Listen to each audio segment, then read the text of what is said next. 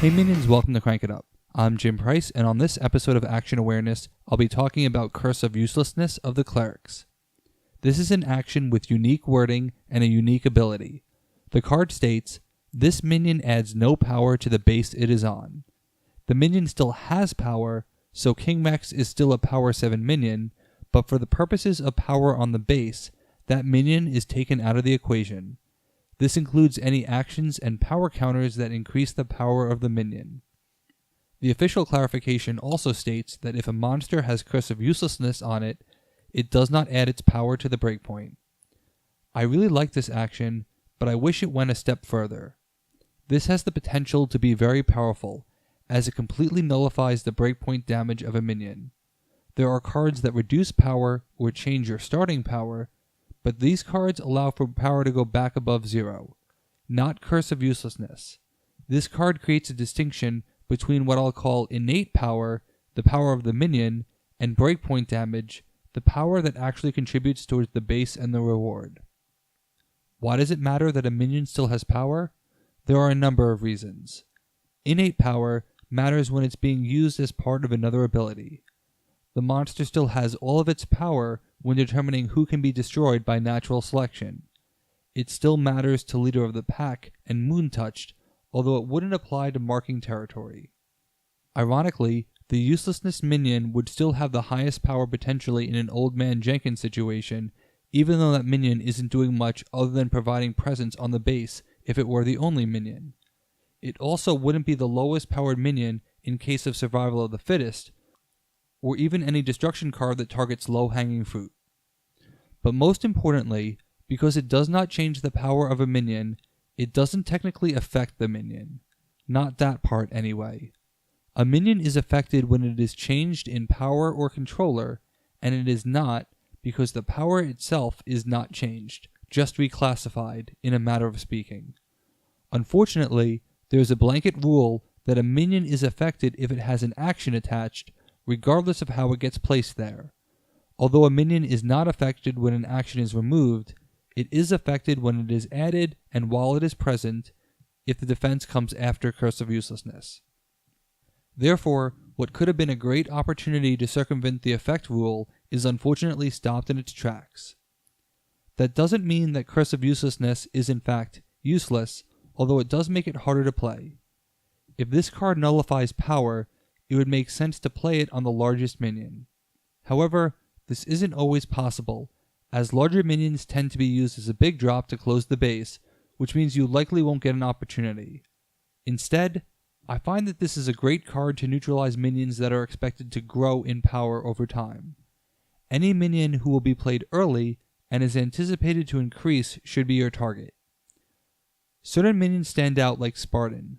Spartans aren't used to break a base, as they are a setup minion who grow over time, so preemptively cancelling their power can really hurt a Greek player, as the power counters exist, but they will be useless on that minion.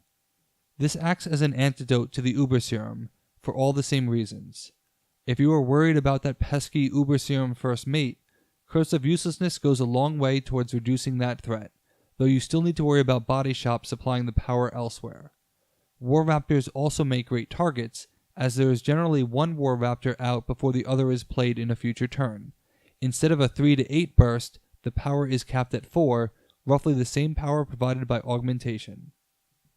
It's fair to ask though, isn't it better to just destroy the minion? The minion still has power, which matters for the reasons I mentioned before, and it still has presence as well as its abilities. It would take the Curse of Imprisonment to remove the abilities as well, and you still have the matter of presence for VP. The answer is that there are very few cards, particularly actions, that outright destroy a minion, regardless of power or circumstance. Therefore, Curse of Uselessness makes a great lightning rescue target, as it can nullify a minion at the last moment, effectively destroying it, and the differences are trivial in many cases. At Tournament Site, which only cares about power, not presence, this can net you an extra VP. It can greatly reduce the VP reward on a base like Factory 436-1337, where you could impact several VP. You may want to use that power on yourself as well. This card can make for a great stall tactic, and like all actions, it can be disenchanted, bringing the original power back into the equation. When you have a chance to close a base using that power, while still winning, you can remove the curse by playing, you guessed it, Remove Curse. You didn't think it was a coincidence that the clerics had that card, did you? Alternatively, you can transfer the action to other minions after your opponents think that you have declared your true target. This allows you to enjoy a stall tactic while still switching tactics effectively later. This is also a great card to play on yourself when you don't want to win a base. Obviously, this matters on ninja-style bases greatly, but also matters in a helping hand situation on a base with a favorable second-place distribution.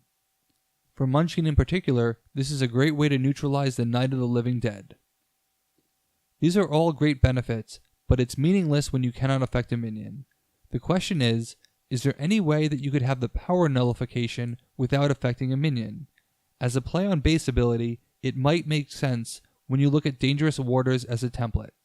I would have loved an ability like this in Glimmer or Mind Lady form, where it is a talent that lasts until the start of your turn. This way, you can provide the same type of stall that Glimmer provides, and you can change targets every turn, but you cannot use the reduction to kill a minion, like Glimmer allows Great White to do. I think that a card like this could exist in the future that only targets minions on the base, possibly with a power cap. As a special standard action that can be played before a base scores, this would also make for a great card. But even in its current form, the card still has uses, even if it requires a non-traditional approach. What do you think of Curse of Uselessness? Is it useless, utilitarian, or more? Let me know in the comments. That's it for this week. Thanks for watching. Be sure to like and subscribe. Let's shut it down.